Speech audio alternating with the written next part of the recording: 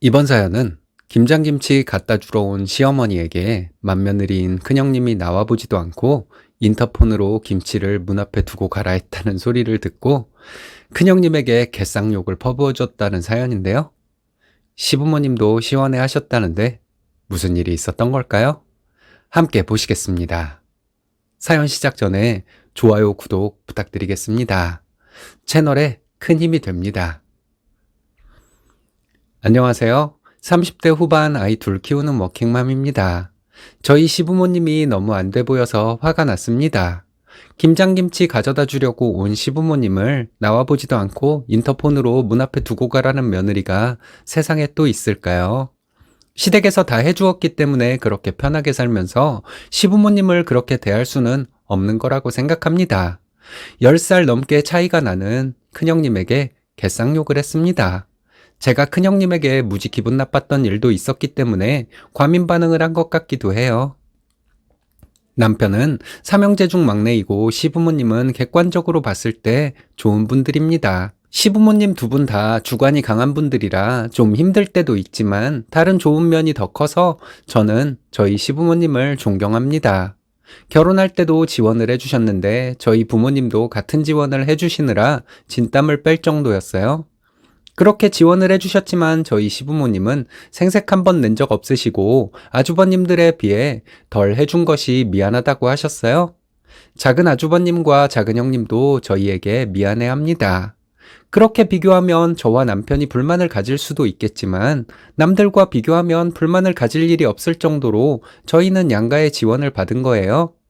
그래서 저와 남편은 불만이 전혀 없습니다.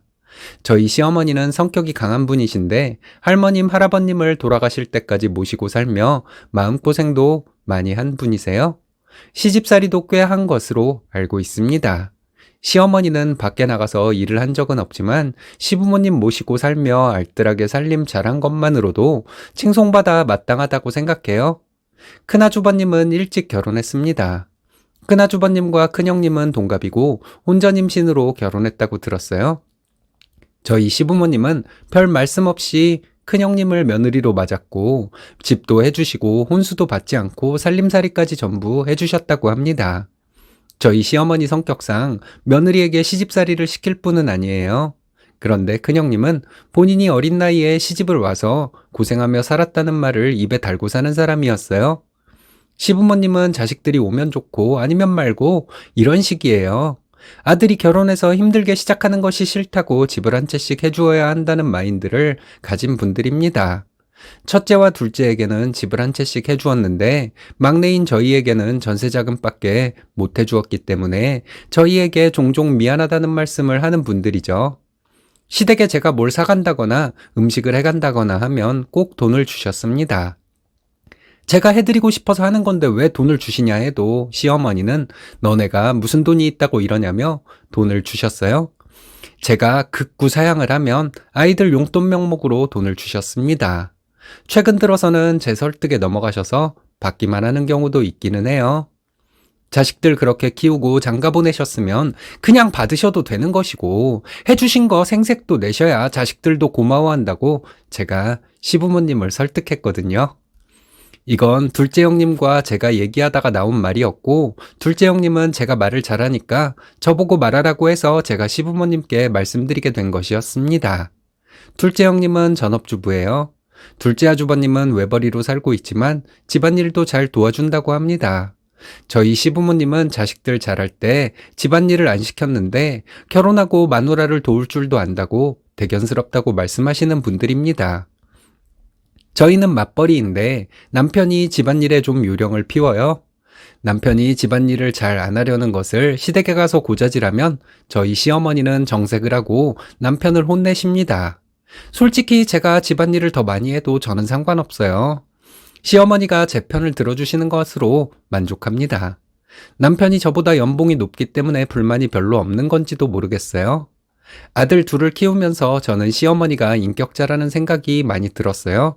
내 아들들이 결혼할 때 나는 우리 시부모님만큼 지원해 줄 수 있을까? 그렇게 지원을 해주고 시어머니처럼 말하고 행동할 수 있을까? 하는 생각이 들었는데 저는 시어머니와 같이 행동하지 못할 것 같다는 생각이 들었습니다. 이건 둘째 형님도 저와 같은 생각이라고 하더라고요. 큰형님네 가족은 주말에 1박 2일로 여행을 자주 갑니다. 큰형님 친정부모님을 모시고 자주 간다고 들었는데 시부모님은 왜 모시고 여행을 다니지 않을까 하는 의문이 들었지만 얘기를 한 적은 없었어요. 그런데 얼마 전에 너무 엄청난 소식을 들었습니다. 저희 시어머니가 큰아주버님네 집에 갔다가 문 앞에서 쫓겨나서 돌아왔다는 소식이었어요. 저에게도 그렇게 큰 충격이었는데 당사자인 어머님은 얼마나 큰 충격을 받았을까 하는 생각이 들었습니다. 저희는 보통 11월 초에 김장을 해요. 이번 김장날에 큰형님네 가족은 오지 않았습니다. 이게 저와 둘째 형님은 늘 불만이었습니다. 큰형님은 김장날 올 때도 있고 안 올 때도 있었는데 시어머니는 큰형님네 김치까지 꼭 하셨어요. 안 오면 주지 말라고 조심스럽게 얘기해봤지만 별 소용 없었습니다. 이번에도 저희는 큰형님네 김치까지 했고 아주버님은 다음날 가지러 온다고 했다가 일이 있어서 못 온다고 했답니다. 그래서 시부모님이 우선 김치 한 통을 가져다 준다고 큰형님네 집에 갔는데 그냥 돌아오셨대요. 김치통을 들고 큰형님네 집에 가서 초인종을 눌렀는데 큰형님은 인터폰으로 시어머니에게 무슨 일로 오셨냐고 했대요. 시어머니는 김치 한 통을 가지고 왔다고 했더니 지금 집안 꼴이 말이 아니라서 문 앞에 김치를 두고 가시라고 했답니다. 시어머니는 너무 어이가 없어서 다리에 힘이 풀려 그 자리에서 주저앉을 뻔했다고 하네요. 시어머니는 김치통을 두고 오려고 했는데 시아버지가 저런 것들한테 줄 게 뭐가 있냐면서 가지고 가셨던 김치를 다시 가지고 오셨습니다. 그리고 큰아주버님은 다음날 시댁에 가서 김치를 가지고 갔대요. 시어머니는 뭐라고 하시지 않아서 저와 둘째 형님만 복장 터졌죠. 남편도 큰형 내외에 가만 안 두겠다고 하는 걸 제가 겨우 말렸어요. 시간이 지나면서 그 일은 잊혀졌습니다. 시부모님이 말씀을 안 하셔서 그렇지 이 일로 얼마나 속이 상했을까요? 자존심에 말씀도 못 하시고 속으로만 끙끙 앓고 계셨을 거예요. 큰형님은 시집 올 때 말 그대로 몸만 온 사람이거든요.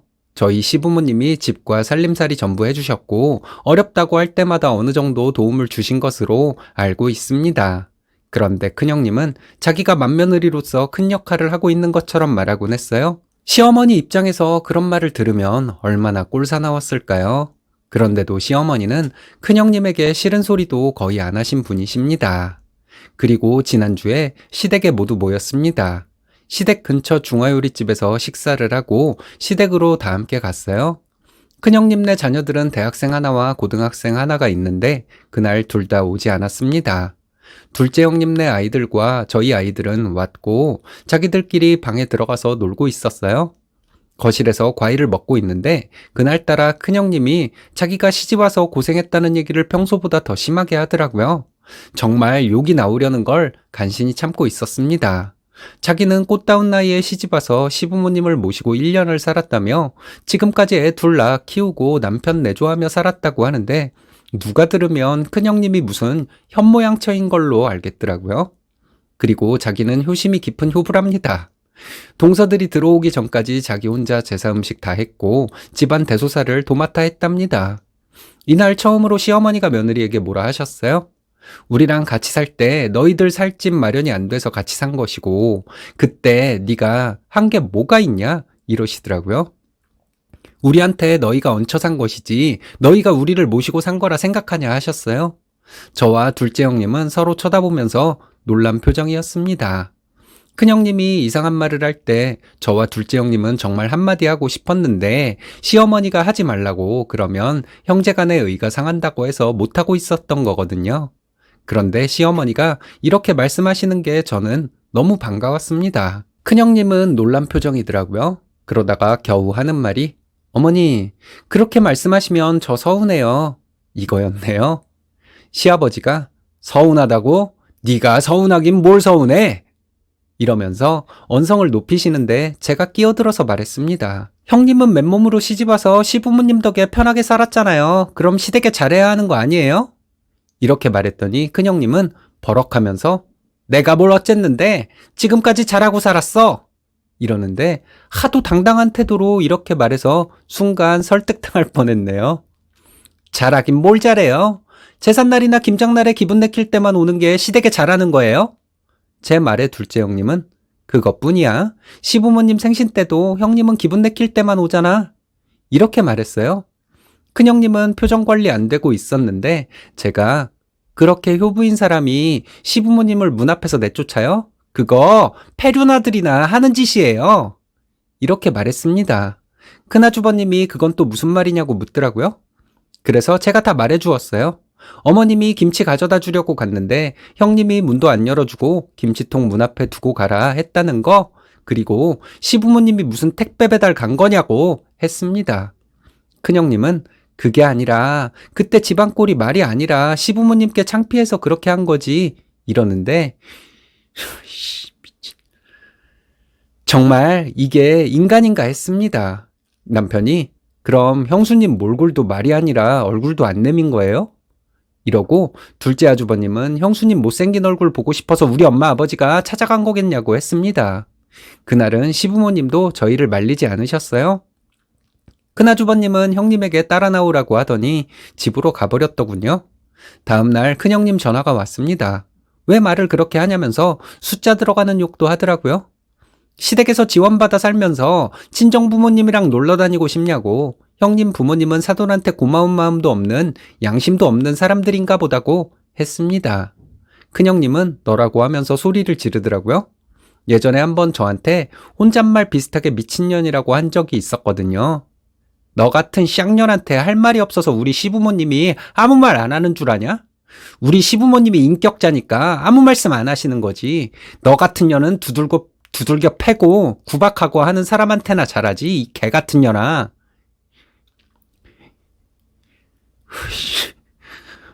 이렇게 욕하고 인간 같지 않은 거랑 말하고 싶지 않으니 전화 끊으라며 전화를 끊어버렸습니다. 큰형님은 둘째 형님한테 전화해서 제가 심하게 욕을 했다고 했대요.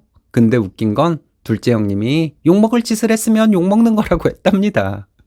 나중에 시부모님이 말씀하셨어요. 이제 큰아들은 없는 자식으로 생각할 것이라고요.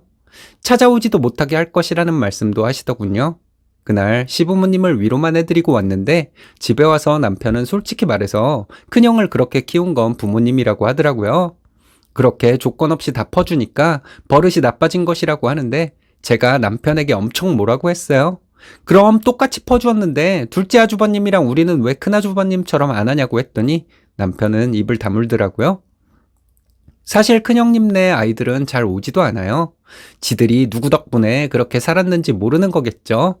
친정부모님은 그런 건 부모가 가르쳐야 애들이 아는 거라고 하시더군요. 옳은 말 같습니다. 암튼 저희는 시부모님이 많이 속상해 하실 것 같아서 매주 시댁에 가려고 합니다. 시부모님은 늘 저희 아이들을 기다리시니까요. 인생 실전에 있어서 정말 큰 지혜가 담긴 글 같습니다. 맞아요. 아이들은 부모가 가르쳐야 고마운 사람, 자기들을 예뻐한 사람을 알아보죠. 조건 없이 늘 주는 사람에게는 받는 사람이 오히려 갑질을 하나 봅니다.